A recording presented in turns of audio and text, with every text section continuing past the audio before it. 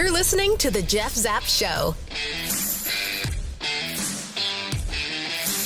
He's not a conspiracy theorist. He's just a patriot, standing for God, family, and country. Now, here's your host, the Zapper.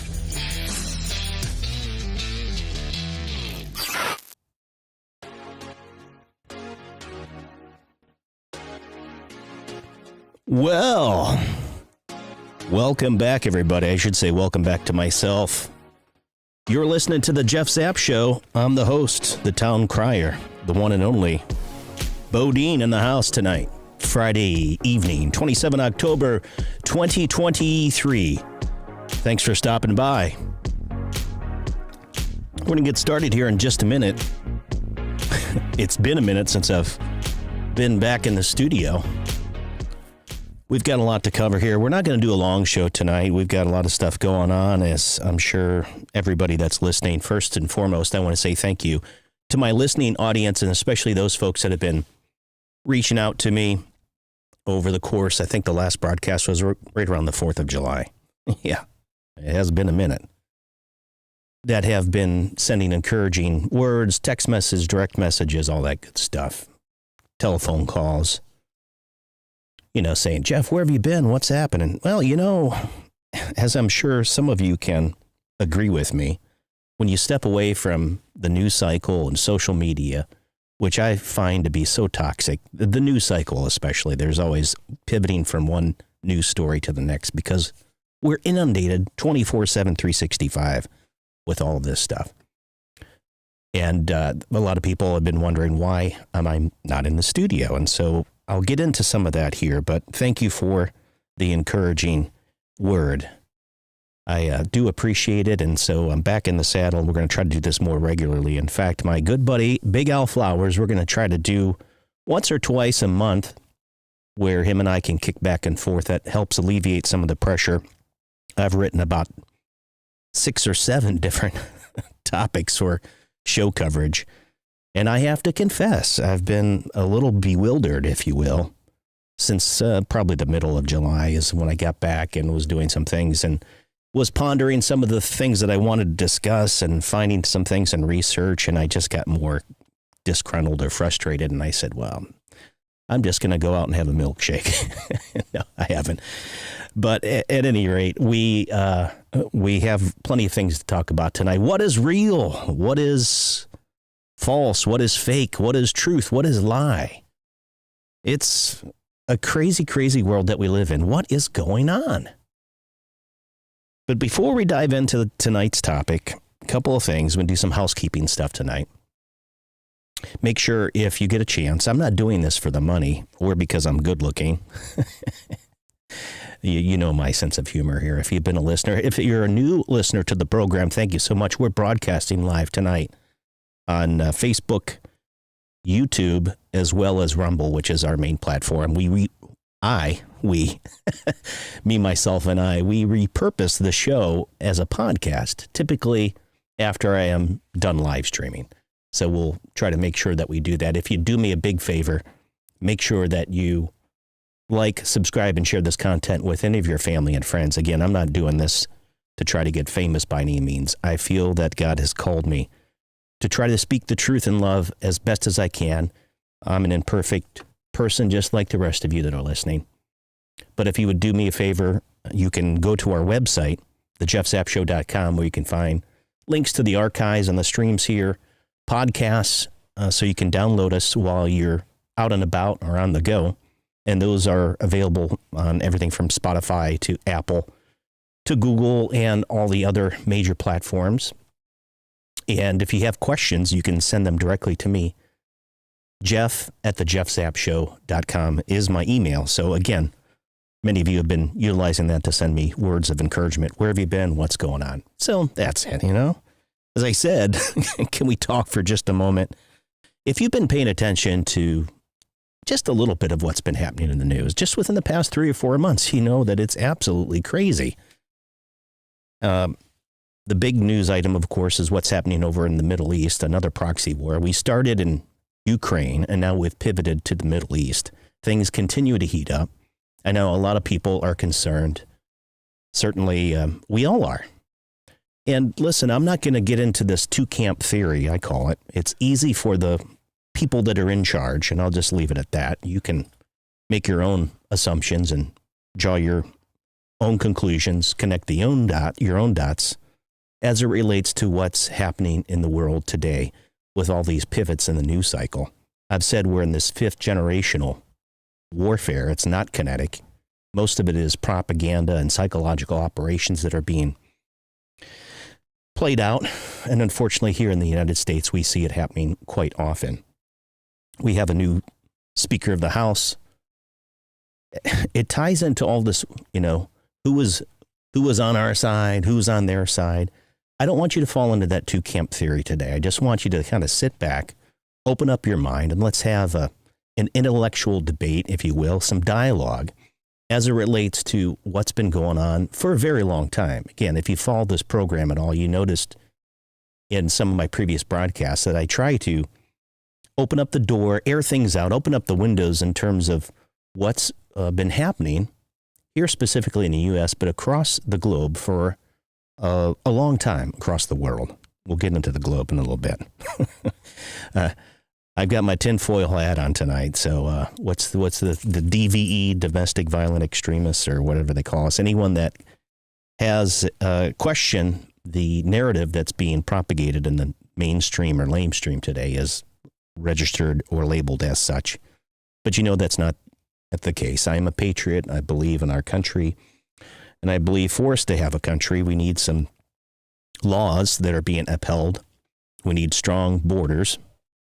And we need people that are serving we, the people. And of course, that hasn't happened for a very long time. Not to include free, fair, open, transparent elections. It seems that you're not able to question those, even on big tech, because they like to censor you. And they have censored me and continue to do so as well. Hey, one other thing before we get too far into this, it looks like we are streaming live on Rumble, and I do have on YouTube as well as Facebook. I believe the chats are open. The only thing is, with my chat overlay here, I have a hard time seeing what actually is going in there. So without me trying to look all around here in my studio to see it, if you have questions or comments, probably the easiest way is to just call in this evening. We do have the studio lines open. I'll go ahead and put those on here for you at the bottom here at the banner. Let's go ahead and bring this up so you can see that. So coming across the screen right now, 843-305-3075. This is an open line directly here to the studio. It pops up on my screen and it tells me we have a caller. And you will hear, once you identify yourself, it's an automated call screener. Once you hear the call screening and you leave your name, it pops up on my screen here. And I'll get to you as soon as I can, depending on where I am at within the script for tonight. So give us a holler here in the studio line. 843-305-3075 is the call-in number. So there's that. Okay, so getting back to this. I've been struggling with some of these things topics that I've come across. Being able to present them to you in a way that, again, that is meaningful and provide some practical wisdom and some advice, all within the context of a biblical worldview. As you know, I'm a born-again Christian. That means I'm a follower, a disciple of Jesus Christ. That I'm imperfect and I'm saved by grace through faith in Him alone because of what He's accomplished on the cross at Calvary. So with that being said, that's the context of what I present to you. Some of you, maybe your faith is different from what mine is. Maybe your ideology, politically, what have you, is different, and that's okay. That's the purpose of the show. Although it, again, is encouraging mostly believers in Christ, encouraging you in the way that leads to truth, freedom, and hope found only in Christ alone. If you don't know Christ, or if you don't have a relationship with the Lord, that's fine. You're welcome here, and I'm glad that you're here. One of the things that I've been struggling with is looking around at we as a body of believers and how we interact with others, our neighbor. Jesus said, you shall love the Lord your God with all of your heart, mind, soul, and strength, and love your neighbor as yourself. I try to do that. And as I look again, as we as believers, many times we're called fruitcakes, hypocrites, and I've done shows on those, so you can go back and listen to them. But ultimately, how are we demonstrating our love for our neighbor, for those around us, our family and friends? How are we pointing them to Christ? Because so many people think it's based on a religion that you have to do a laundry list of things to make yourself right before a holy God. And that's not what this is about. And so if you listen to anything that I say today, regardless of where you are in that journey, the spiritual journey, don't tune me out just because of some of the things that I say that maybe sound kooky to you at face value or initially. I get it because I was once there myself. So with that all being said, what I'm trying to say is, can we talk for just a minute? Does it feel like we've been in, I don't know, an episode of The Twilight Zone? And especially since around the beginning of 2020, all of that crazy stuff happened because of the virus. And everything was shut down and things started happening. And again, the two-camp system that I was trying to get to, and I went way around the shed, is it's easy for those in power to divide us and to say, hey, left versus right, Democrat versus Republican, Christian versus what, just label it yourself. You know what I'm talking about. And there's been so much vitriol and hate, disparaging comments thrown back and forth, especially on social media where the keyboard warriors are alive and well. It's hard to discern in today's world what's real, what's fake. And what I mean by fake is we've got, AI being used in ChatGPT and deep fakes and a whole host of other things that when you look at it initially, maybe your knee-jerk reaction is to say, oh my goodness, that's atrocious. But how do we know unless we start doing some deeper research, unless we are really, truly getting the who, what, where, when, why, and how from a news agency that's reporting the facts and not trying to present some sort of narrative or to project what they want you to believe? It's really hard in today's world.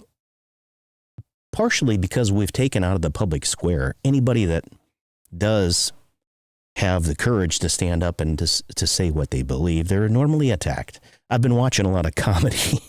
I won't get into all the different comedians that I've listened. Last week, my son was home from college and he had his friends over and they introduced me to a new comedian. Maybe we'll talk about that because I think sometimes the comedians, regardless of where you think they lean politically, of course, it doesn't matter. But many times they're able to bring out so many deep truths through comedy, through humor. And that's what I kind of try to do. I mean, sometimes I'm being facetious in what I say, but ultimately what I'm trying to do is be able to communicate in an effective way. So you can say, wow, I never thought of it that way. I don't have the answers, nor do I hold the key to all the answers of what's going on.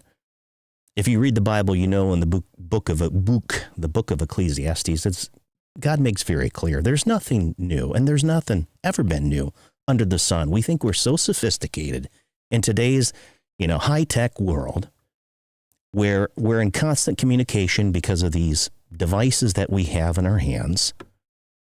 We're so connected, but we're so disconnected. We can't just engage in normal, intelligent conversation because of the two-camp system, I believe, that we've been divided on purpose to keep us from unifying. I mean, I like to use the Ukraine, I don't even know what a conflict, People like to point, and again, the Russians, the bad, the boogeyman. Or they say, what's going on in Ukraine with all of the secret bioweapons labs and the money laundering and on and on. You can probably find, and you can probably, because of a confirmation bias, you'll be able to find some information that supports your narrative, your worldview on things. And I want to caution each of us not to jump the gun, and especially like what's happening now in the Middle East. My feeling is it's been a hotbed for a long time. Again, people, I'm not saying we're going to stand around in a circle and sing Kumbaya. That's not going to happen. There's not going to be, world peace. There never will be. We live in a fallen, broken world I'm just as messed up as the next person. Some of you are probably more messed up than I am, but that's reality. And I'm not trying to be condescending here. I'm just saying some people are certainly more bent because of a whole slew of other issues. It could be environmental, it could be mental health, it could be what have you. But that being said, we need to understand and recognize the danger of just disparaging someone else because perhaps they hold beliefs that are contrary to ours. My friend Big Al, as I said, we're going to start having some dialogue back and forth on this program because it's important that we try to find some common ground. There are a lot of deceitful things that are being spewed today. There are a lot of lies, maybe even with 99% truth, but there's a little bit of lie in there. Another example of this Middle Eastern thing is it's, we support Israel 100%, and so let's go in there and kick some butt. Again, I want to caution you that there are people, innocent people, on both sides that are suffering.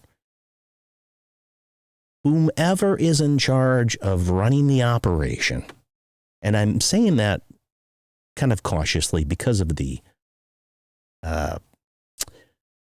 reaction on many to think that either I have my tinfoil hat on or I'm going to be censored because I'm testing out YouTube once again. And sometimes they just go back and they read the transcripts, they generate it automatically through AI. And they say, well, this violates our community guidelines. I don't know why they don't allow people to speak.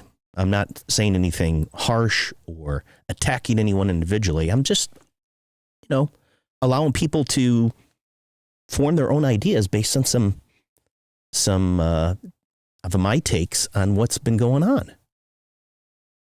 But I guess they want to squelch that out too. And so again, we've just got to be very careful of siding with what we think are the good guys or the bad guys, or whatever side that you decide that you feel that you most closely align with. Again, I believe that for so long we've been in this two-camp system. I like to use the Democrats versus Republican because it's something that it's easier for us to understand. And many of us that have been ours for most of our lives, some of our heroes, we later have found out that, wow, they were just nothing more than a Republican in name only, or rhino, or establishment, or what have you. And that leads me to kind of what we've seen transpire up there on the Hill of nothing really being done. It's still, again, I think it's a uniparty. That's just my opinion. But I want to focus on these Republicans because we saw the debacle with getting rid of McCarthy, the Speaker of the House, and now we've got this new speaker in there. And it's so easy for people to quickly flip and say, oh, he's going to be fantastic. Listen, if we've learned anything over the past few years, if you've been paying attention, I think you have to be suspicious, cautious of forming an opinion too quickly on a particular individual because he's been painted as this conservative, listen to the terms, conservative Christian person that's a hardliner. Maybe they use the term MAGA or America First. I think you have to let their actions speak for themselves. And I believe, even for myself, as I'm speaking here, that you have to question my motives and my beliefs as I'm trying to communicate in my ability, my best ability, imperfectly so, to try to communicate some of these things that I have uncovered during my research and investigation here to present them to you, to allow you to make your own conclusions. Again, we're going to agree to disagree on some of these things because of the view that I have from a biblical standpoint on some of the things, the truths that I will not, I won't change my stance on because I believe there is a God, that he is the one that is sovereign. He's seated on the throne, and there's no sweat on his upper brow. And so that's how I approach this.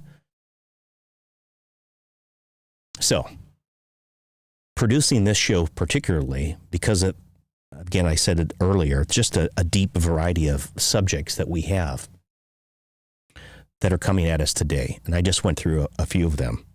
But do we take the time to kind of push back and say, what's really going on here?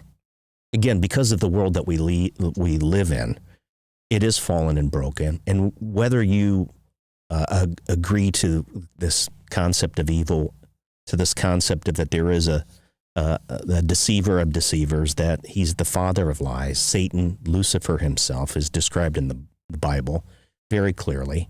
You may not believe in that, and that's okay. If you're here, maybe you're going to learn something a little bit more. But this goes back to the very beginning in time, and that's why I said when we as people realize there is nothing new under the sun, even with all the, quote, sophistication that we have, there is always a narrative that's being thrown at us that I believe we have to be able to view in the context, again, those that are believers from a biblical standpoint, and to help filter out what's true, what's fake, what's real, what's false, what are the lies, what are the deceit. How do we navigate through all these difficult times that we're being thrown at today? The world system is truly based on a lie. It goes back to the very beginning in the Garden of Eden. We believed, meaning humankind, we believed the lie of the deceiver, Satan himself, over the truth of God. We fell into sin, and our nature became inherently corrupted or polluted by sin, if you will, because of our disobedience to our Maker. And today, fast forward, we just think that we can do in this post-Christian, post-truth, relativistic, Sodom and Gomorrah, banana republic that we live in, we can do anything that we want. I mean, just look around. It won't take you very long to find a particular ethical or moral issue as it relates to thinking that we've got all the answers and we've got it all figured out. But during that rebellion back in the garden, we said, well, we know good, but we're unable now because of the fall to attain goodness, knowing evil, yet being unable to resist it in our own strength. I'm suggesting our own might, our own power. Those that have not been born again, by the way. Guilt and shame back there were immediate. Remember, they tried to cover themselves. But redemption started right there because God provided a way. He provided a way to cover up the wrongdoing right from that. We blame others. Again, this two-camp theory that I have, it's so easy to point at somebody else instead of look in the mirror and take ownership and accountability for what we've done wrong. Any way to rationalize our behavior, anything to avoid personal responsibility or accountability for our actions. And we see the same behavior, again, repeated over and over and over again. If you study history, if you read the Bible, you will see how it's played out in this behavioral mode and into this fallen world system that we believe in. There's nothing new under the sun. Listen here in 2 Timothy. But know this, in the last days, perilous times will come, for men will be lovers of themselves. Well, does that sound familiar?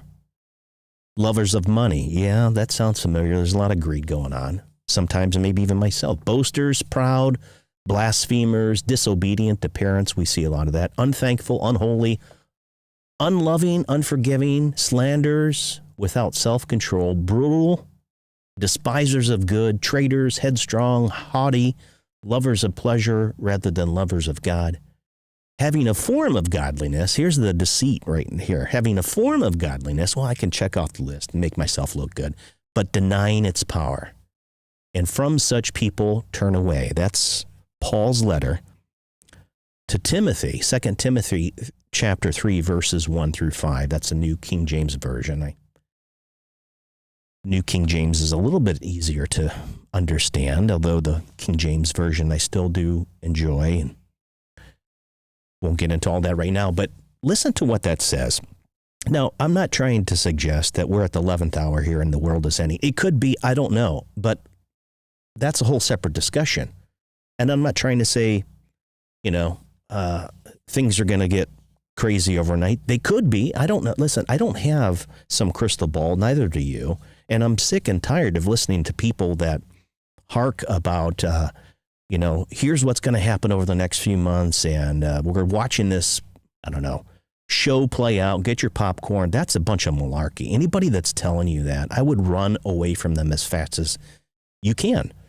Because I believe there's a lot of deceit. There's a lot of propaganda. Again, there's a lot of lies that have been,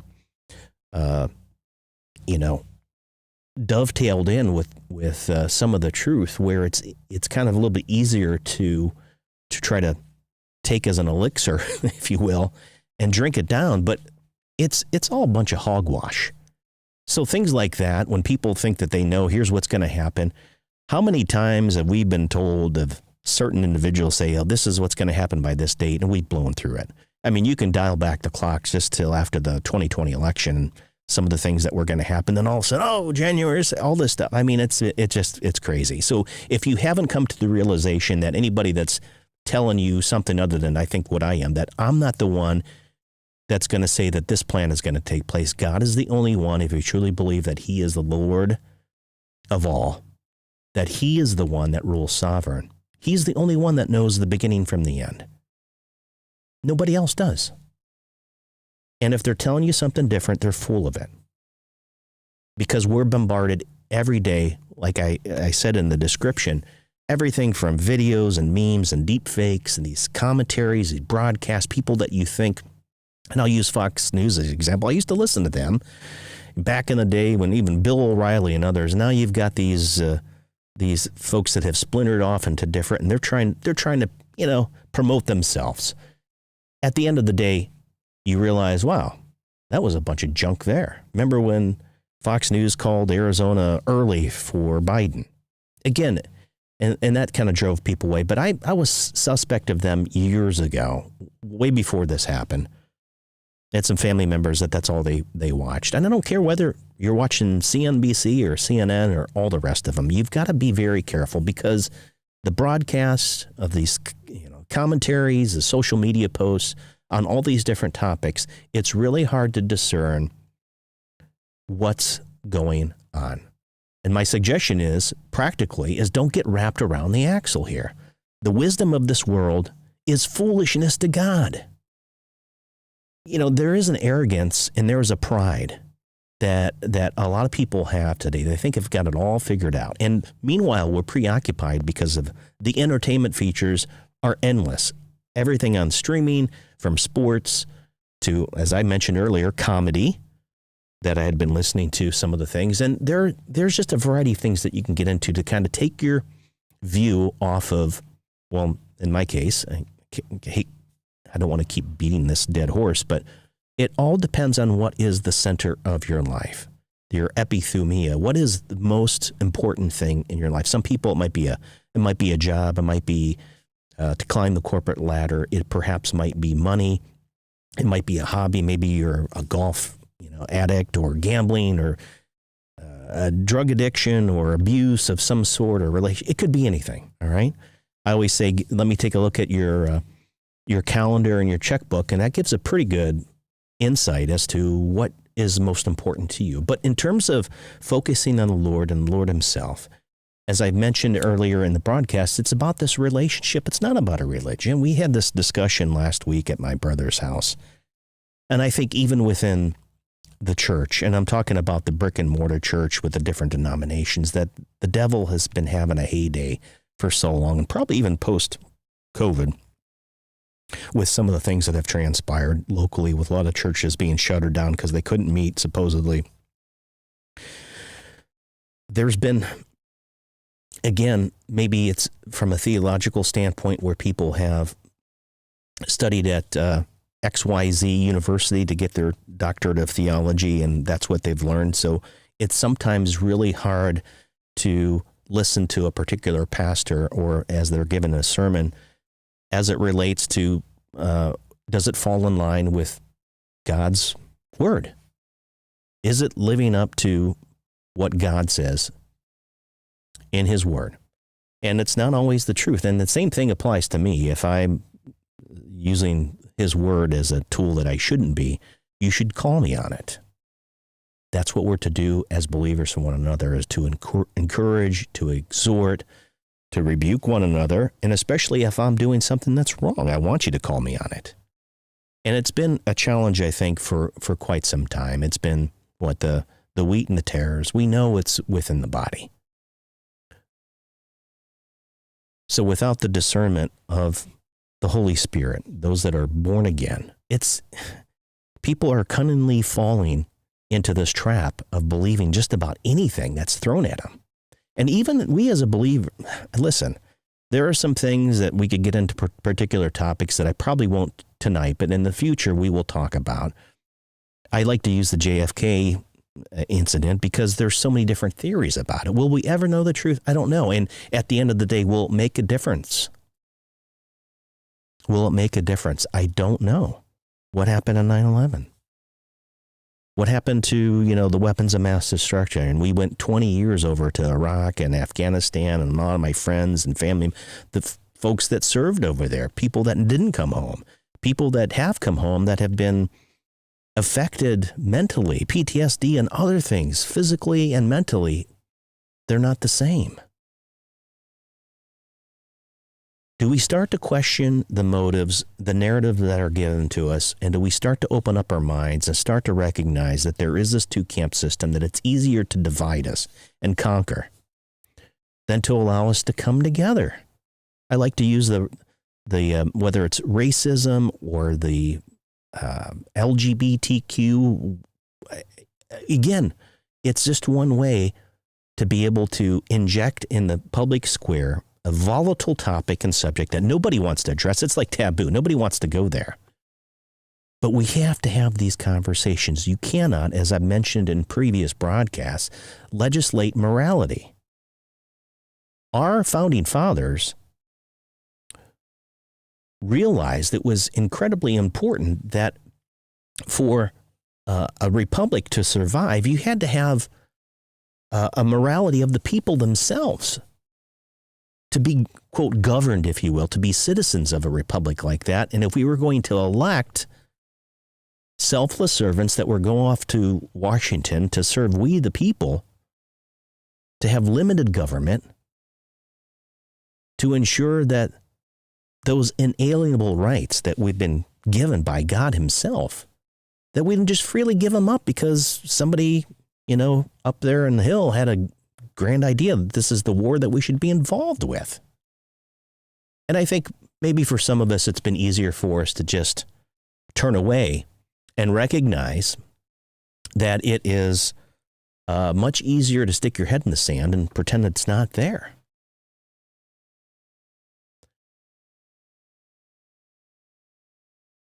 I don't know. I do know that anytime that we're confronted with new ideas or facts that contradict our belief system, our values, our judgments, it causes tremendous emotional stress. Think about how we were divided by the masking.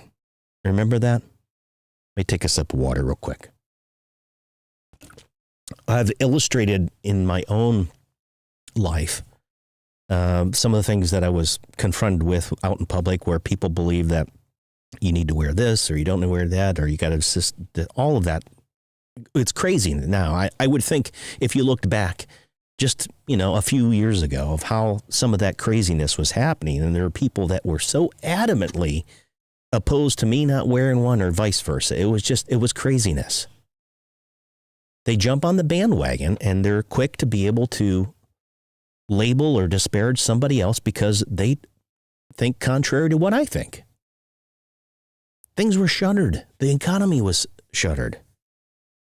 So what I'm suggesting is anytime that our beliefs, values, or judgments contradict someone else's, there's going to be some emotional stress. We know that's going to happen. And I think it's disingenuous for us to not address these things as they relate to narratives, as I mentioned just a few minutes ago, of, the official narrative of what happened with JFK. I'm just using that as an illustration or an example. We don't have to step back too far, because even if we look at what's been going on recently in the news and the headlines, things with regard to Biden versus Trump, different storylines, right? Trump has been indicted, 4 times? He is, again, a civil suit that's being brought against him, and all of these things. So, if you're for Trump and you see all this stuff, you're like, man, what's going on with this two-tier justice system and what's happening? Whereas the other guy, Biden, he just seems to be slithering through unscathed, and there's nothing sticking to the wall as it relates to all these other things that we found out. The laptop from Heck, right? All the stuff on Hunter Biden, the business dealings with his brother and with China and what's going on in the Ukraine and all of that stuff that's been happening. But again, I said a lot of this has to relate to our inability to critically think these days, and rather just to jump on the confirmation bias bandwagon.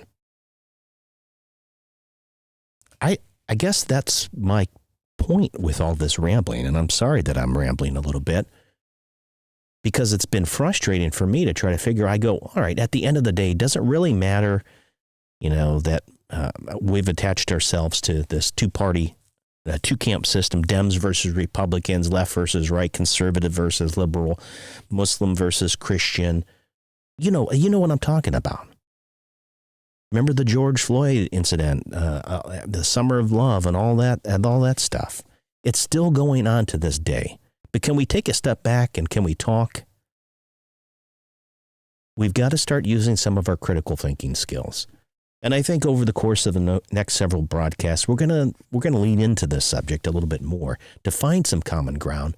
I would love for it if somebody that's listening today would like to, jump on the podcast and see what's going on here, because I really want to hear from you. Maybe I'm not the only one that's just disgruntled in what's been going on in current events.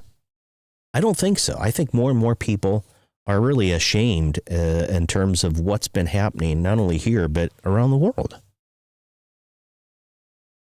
And because of the show is all about we as believers and encouraging you, how do we carry out this great commission and that we're called to evangelize, baptize, and make disciples of Christ? We need to be more aware of this two-camp division tactic that's been successful in destroying our witness. Again, it's because it's easy for people to label us. I'm not suggesting that we as believers to act like pagans or heathens. I'm saying that I've learned more and more recently, until that a person truly knows that I care about them, as I demonstrate the love of God to them, they're more likely going to think that I'm some fruitcake or hypocritical if I'm not demonstrating that love. And honestly, for some of us, they might be right. Again, some of us might be a little bit too uptight, I want to say. How do we get back to that baseline of loving our neighbor as ourselves? How do we view others in the light of how God sees them? I know I'm not the only one struggling with this. So tell me. Because there's got to be others out there that are feeling this in this dystopian society that we live in. There's something within me that's just screaming out that says it's got to be said, it's got to be spoken. We've got to demonstrate God's love to others. I say primarily through actions, because that's when people go, wow, why would he do that? Remember when I talked earlier in 2 Timothy, and there was the whole laundry list of things. Basically, when you get into pride and to greed and anything that's antithetical to how we're supposed to be acting as Christians, and I'm guilty of it too, when we're to be humble servants of the Lord and available. I'm not suggesting that we're doormats that we can be walked all over. No, that's not what this is about. The truth is very divisive. People don't want to listen to the truth. But how we have to continue to stand on the public square and to declare it and to provide it, again, in a way, as we speak the truth in love to other believers and then to those who don't know Christ, because ultimately that's what we are to be about, is evangelizing, baptizing, and making disciples. That's the Great Commission. It's the command from Christ himself. And for us to be able to do that, I believe, biblically, we're going to have to demonstrate the love for others as loving our neighbors when we recognize and see them, not because of well, this person is a strong Christian conservative or says that they're a strong Christian conservative, so I'm going to, or the Republicans. No, that alignment is not about. The fact is the foundation of our relationship is always predicated on Imago Dei. That is each of us, you, me, and everyone else listening to this broadcast. We have been created in the image of God. I am no better than you, and vice versa.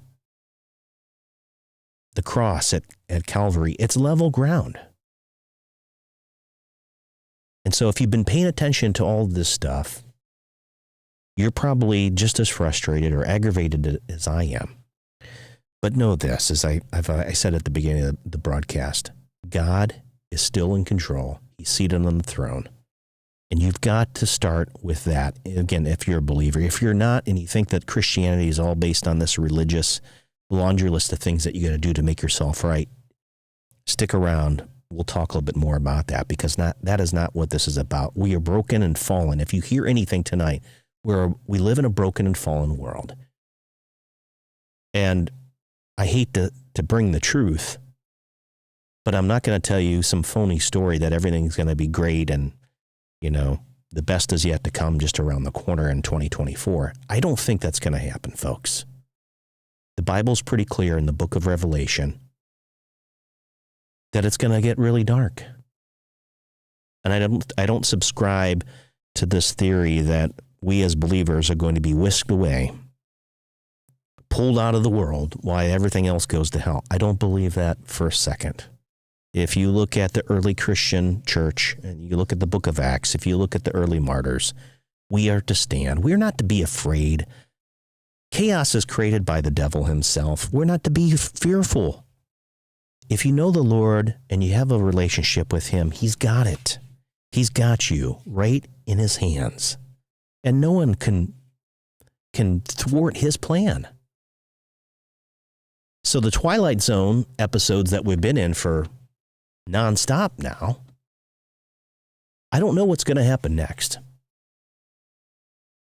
I do know that when I examine things from that early inauguration for Biden, some of them was stranger, some of them was up. I mean, what was really going on? Was it really bright and sunny on the day of inauguration? And listen, I'm not putting on my tinfoil hat here. I'm just asking simple questions. These are questions I want you to think about. And I'll throw just a couple of them out here.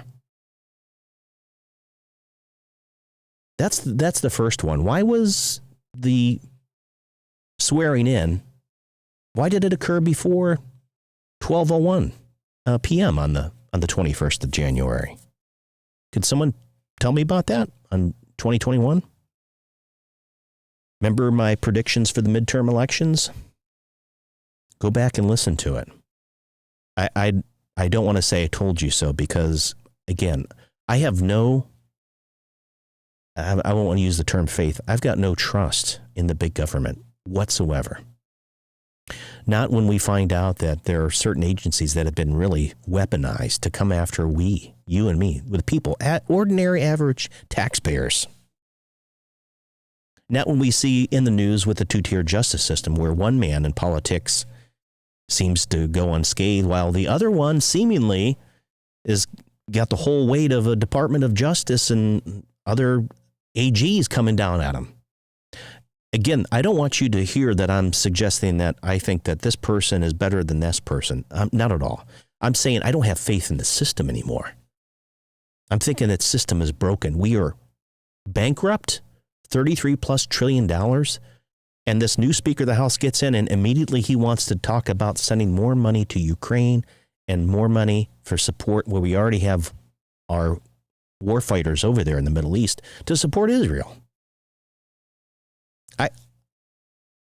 I think it's just laughable that we continue to print fiat money. Excuse me. We don't have any more money. We're broke. So we're looking at this modern Sodom and Gomorrah banana republic that we live in. It's a far cry from our founding fathers intended it to be. And some of the observations that I made, you're probably thinking, man, Jeff, this is foolishness. I can't believe that you're spewing this stuff. It's the only conclusion that I can come to. Things aren't going to change overnight. I have a more pessimistic or maybe realistic look at what's really transpiring. I'm not afraid of any of the stuff that's going to happen. As I mentioned now, if you don't believe me, read the book of Revelation. It's not something that you're going to be able to understand, especially if you're not a believer. But it is pretty clear in black and white, God's living word, what's going to happen. As I said, maybe it's coming soon. Maybe it's still hundreds of years away. I would love if our country would repent and turn back to the one who loves and cares for each of us. But corruption, war, famine, disease, death, evil, even my death, even my own mortality and yours, it's going to happen. So you're going to try to cope some way. As I said, some of you just run away, some stick their heads in the sand, pretend it doesn't exist. Others medicate themselves in whatever way that they desire. And others get lost in what I call fantasy land, social media, entertainment, sports, music, movies, etc. No one is immune to the realities of life. Some of you have it a lot harder than I do. Some of you have it a lot better than I do. And I'm not suggesting that entertainment and other forms of relaxation are necessarily bad. I'm suggesting that it is a way for many folks to easily distract themselves from things that are happening around us. And I'm guilty of that too. Again, at the very minimum here, at least recognize that I am not talking down to anybody here. And if that seems to be the case, I apologize. That's not what I'm trying to attempt to do here. Because we're all in this mess together. And again, I'm trying to paint a picture to demonstrate that it's not a two-camp system. We're all in this mess. We're all responsible for doing what's right. Not everyone's going to. And there are some scammers out there. I've been scammed by them, so probably of you. And I'm not just talking about the geopolitical landscape where we thought that, boy, this person was really cool, and I was working with them because they were going to get to the heart of, they were going to release the Kraken. You know who I'm talking about. There are people that even early on where I thought, oh man, this person was straight up, man. They were going to get some stuff done, and come to find out later, it was just a bunch of malarkey. It was a steaming pile of dog doo-doo. So here we are. Some people say it's good versus evil. What's, dark forces, spiritual dark forces, and God. Listen, I've got to state this also. We are not in a duplicitous battle between good and evil. God is good all the time. He is the King of Kings and the Lord of Lords. Satan is not all powerful. He's not omnipotent. He's not omniscient. He likes to attack us and remind us of our past. The devil is God's devil. Remember, he's the fallen angel, Lucifer. He's known as Satan. Only God reigns supreme. Yeah, the devil is powerful, but he's not all powerful. So don't be fooled into believing that things on earth, that it's all, this duplicitous good versus evil. Is there a fight? Yes, but it's a done deal. Jesus accomplished it at all of it on Calvary. It's a done deal. And if you don't believe me, then go back and listen to some of my previous messages or get into the Word, the Bible, and see what God has to say about it. Don't believe old Bodine here. He's the one with authority. Jesus is the only one that has the power to come up and clean up this crazy world that we live in. And he's coming back, not as the little baby in the manger. Dead man got up and walked. We'll talk about that when we get closer and closer to the celebration of the resurrection of Christ. And I know some of you are listening to me, or maybe you've already tuned out. If you're still listening to me, thank you. Because it's easy to dismiss somebody else. It's easy as we're driving somewhere and somebody pulls out in front of us. I'll use this as an example where you want to berate somebody because maybe they had a bad day or maybe they didn't see you. And it's happened to me where I look left and I didn't see somebody. I pull out and then they start cussing me out, give me the bird and everything else. Listen, we're people. We make mistakes. The bottom line is what I'm trying to suggest is maybe if we just step away from this two-camp system, we can get to a little common ground, as my friend Al says. We can start to look at people that every one of us is precious in the sight of God because we've been created in the image of God. And then maybe perhaps we can get to some point where we can start to as believers, we can start to demonstrate the love of God to others through our actions primarily, and sometimes through our words when necessary. Because if you've been changed by the Spirit, you're indwelt by the Spirit. If you have been transformed radically because you've been loved much and forgiven much, then you start to love and forgive others in a way that's so radically different from this world system. They do look at you and me as fruitcakes, and they go, why? Why does he believe that stuff? And I get it when you first look at me. But some of these things that we're talking about, the war and the death and the destruction and the famine and the poverty and all the stuff that is happening in the world. And as I pointed out earlier, regardless of whether you stand on for the Palestinians or the Israelis, there are innocent people caught in the crossfire. We're to come, and it's not about political ideology. We're to come and to minister to those people until Jesus returns, and he's coming back. Fully God, fully man. And some of you might be skeptical about that. It was a historical event, this Jesus Christ of Nazareth. It was the real deal, man. I like to bring up this point, and then I'm going to close and we're out of here. Because it is Friday, and I am going to watch a little bit of the World Series tonight. So again, I'm not getting down on anybody about entertainment or some of those folks that were coming off the golf course today here in my neighborhood because it was 82 degrees outside. It was absolutely gorgeous. No, we need time to decompress. We need time to do some entertainment, some hobbies, some time with family, or going to the gym, or whatever it is, going out for a walk. But we need to remind ourselves that we live in this fallen world, and there's only one that can clean it up, and he's already conquered death and Satan, and he took care of it himself on the cross. And so when I talk about Jesus, I like to refer to C.S. Lewis. He was a Christian apologist. If you've never heard of him, go read some of his books. They're great. And he's a former atheist, by the way. He wrote extensively on his faith and the existence of Jesus Christ. In his book, many of you read, Mere Christianity, he argued that Jesus Christ was not just a historical figure or a moral teacher, but a divine being who was the Son of God. Jesus said he was the only way to the Father. He said, I am the way, the truth, and the life. No one, no man or woman comes to the Father, our Heavenly Father, but through me. Jesus saying that. And a lot of people have difficulty with that because they say, oh, Christianity is so exclusive. No, it is exclusive because of what Jesus just said there. There's only one way to the Father, not many ways.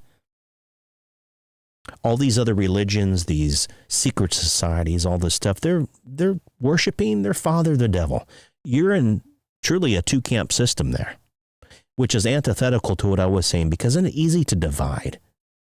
Christianity itself, again, viewed by those that are on the outside, they go, oh, they're so hypocritical. You're either in or you're not. Well, it's not a club, and you're saved by grace through faith. There's nothing that I can ever do or you can ever do to pull yourselves up by your bootstraps. And secondly, I didn't say it, God said it. Because there was only one way to redeem mankind, and that was through the blood of Jesus. And because of that fact, so many people think that, wow, they're so exclusive. No, that's Jesus, but it's inclusive. It means white, black, red, yellow, brown. It doesn't matter what color, ethnicity you are. You're saved by grace through faith in Christ alone. Listen to what C.S. Lewis said here. One of his famous quotes on the topic of the reality of Jesus Christ. He says, I'm trying here to prevent anyone saying the really foolish thing that people often say about him, being Jesus. I'm ready to accept Jesus as a great moral teacher. So many people say this, by the way. But I don't accept his claim to be God. Jehovah's Witness come to mind. That is the one thing we must not say. Oh, and I'm not picking on any particular other religion here, in case you're listening in. You know what I'm talking about here. As my scripts are automatically generated, people, oh my goodness, he's anti this or that. Not at all. I'm speaking the truth of a quote from C.S. Lewis, a former atheist, about the historical reality of who Jesus Christ of Nazareth is. He says, I'm not ready to accept Jesus as a great moral teacher, but I don't accept his claim. I'm ready to accept Jesus as a great moral teacher, but I don't accept his claim to be God. That is the one thing we must not say, Lewis says. A man who was merely a man and said some sort of the things Jesus said, would not be a great moral teacher. Did you hear that? He would not be a great moral teacher. He would either be a lunatic on the level with a man who says he's a poached egg, or else he would be the devil of hell. You must make your choice. Either this man, Jesus, was and is the Son of God, or else a madman, or something worse. You can shut him up for a fool, you can spit at him and kill him as a demon, or you can fall at his feet and call him Lord and God. But let us not come with any patronizing nonsense about his being a great human teacher. He has not left us open to that. He did not intend to. We are in a spiritual battle, folks. Some are ignorant to it. Some blatantly reject the notion. Others try to hide from the truth. Does that sound familiar? The wise people of the world try to impress us with their manifold wisdom, and they wax poetic on various topics at great lengths, trying to convince others that they hold the keys to enlightenment. So many secret societies are predicated on this illumination. But the beauty of the cross of Christ, the crucifixion of Jesus Christ, is not only historically accurate, as I mentioned earlier, it stands at the pinnacle, the turning point of all human history, because his sacrifice, his death at Calvary, and his subsequent burial, resurrection, and ascension ushered in the way of salvation for all who believed in him. Exclusive? Absolutely. Inclusive? Oh boy, it's the grace. It's the grace of God for all who believe in Jesus. So listen to what Lewis just said. He has not left us open to that. That's a two-camp system that I'm not the one who's defined. God himself, the ruler of all, the sovereign one, almighty. He is the one that has designed you and me in such a way of purpose that maybe we can't even begin to appreciate yet. But all who believe on him are justified in our faith. Just as Abraham was justified by his faith, it was counted to him as righteousness, yet rejected by many in today's world standards as foolishness. Listen to what the Apostle Paul said in his letter to the church at Corinth. I'm reading from 1 Corinthians chapter 1 here. For the message of the cross is foolishness to those who are perishing, but to us who are being saved is the power of God. For it is written, I will destroy the wisdom of the wise and bring to nothing the understanding of the prudent. Where is the wise? Where is the scribe? Where is the disputer of this age? Has not God made foolish the wisdom of this world? For since in the wisdom of God, the world through wisdom did not know God. Think of all these scientists and these highly enlightened people that think they've got it all together. I was there too. I was all philosophically, again, waxing poetic on a variety of topics until mortality hit me or tragedy struck, and then I started thinking, my goodness, I'm not going to get out of this one alive. For since in the wisdom of God, the world through wisdom did not know God, it pleased God through the foolishness of the message preached to save those who believe. For Jews request a sign and Greeks seek after wisdom, but we preach Christ crucified. To the Jews a stumbling block and to the Greeks foolishness. But to those who are called, both Jews and Greeks, to all, Christ, the power of God and the wisdom of God, because the foolishness of God, listen to this, because the foolishness of God is wiser than men, and the weakness of God is stronger than men. 1 Corinthians chapter 1, verses 18 through 25. I hear this often. We've got to support Israel because they are the elect. I don't see that. I don't see the in the Bible. I see that Abraham's seed and those that have been grafted in, including myself. There's neither Jew nor Greek, free or slave. We're all one in Christ, the body, the universal body of every single believer who's ever believed or ever will. We're the elect. We're a royal priesthood, a holy nation, waiting for the return of our Lord and Savior, who's going to clean up this mess. But don't take my word for it. See, a lot of us, again, haven't put on our thinking caps and gone through some of this critical thinking to understand, in the context of the Bible, what God has shared with us, what's true, what's false. The world system, and I don't care what country you live in or who you think you're supporting, again, innocent people are being caught in the crossfire because of what I mentioned earlier, because of this arrogant, highfalutin, whatever you want to call it, people that think that they know better and they're the ones that are going to try to rule over us, and they're following the devil themselves. Now, some of you may not like what I just shared, especially as it relates to maybe God's chosen people. Go look it up in the Bible yourself. Some of you may not like that I was comparing one particular political person to another, maybe because I said that, hey, I don't know about this new Speaker of the House.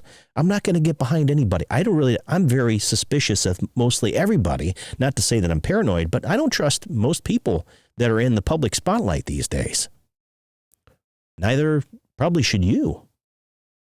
And I don't know if this ship's going to be straightened out anytime soon, meaning our country here in the United States. We'll just have to wait and see, because deception is everywhere. And the Internet of Things with the deep fakes and the AI, and it's extremely difficult to discern some of the fact from fiction, the truth and lies. What is real? What is fake?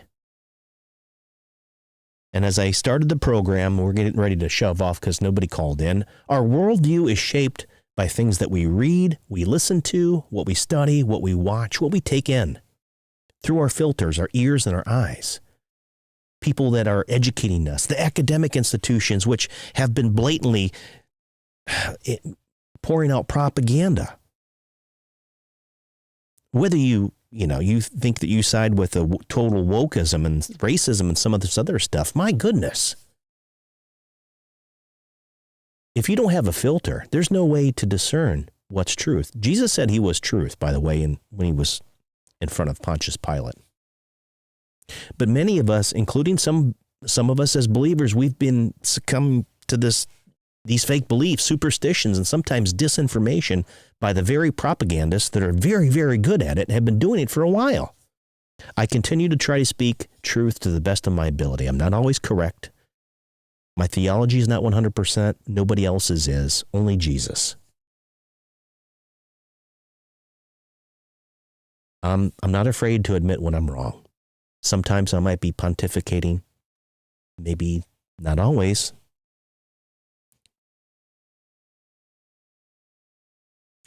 I do believe there's absolute truth.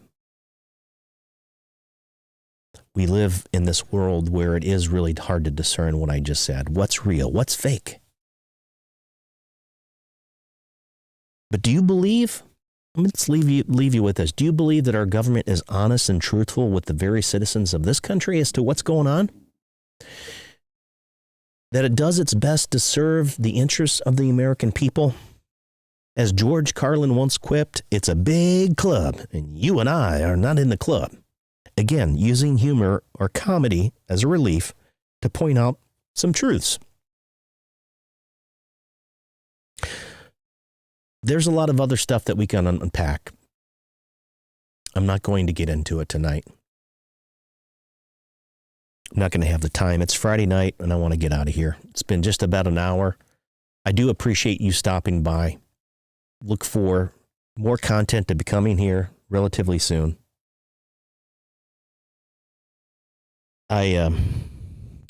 I feel a little bit out of it because it's been a few months. But man, I've been so passionate about looking into some of these things. And, you know, some of you are going to be wondering, like, where did he get this stuff?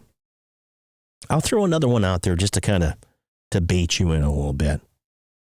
But what about some of the things that even myself as an aerospace engineer, technologist, as it relates to things that we've been told over the years, do we believe it? Yeah, you know where I'm going through with this. Did we really land on the moon? Did some other people really land on the moon? Are you buying it hook, line, and sinker? Are you starting to see the deception and how great it's been for so long? Maybe other things that we've been told scientifically aren't necessarily true, that it's been propagated to align with an agenda that they want to push. When I say they, those people who want to rule over us, that they believe they are so much better than we, the peasants. Start looking into this. Folks, it's not something that just happened overnight. I said at the beginning of the 20th century, when things started to really change, you start to look back at some of the wars. The people have profited off of supporting both sides of the wars, the big bankers, the secret society, the clubs that you and I are never been in or wouldn't want to be in because they follow the father of lies. It's all based on deception and wickedness.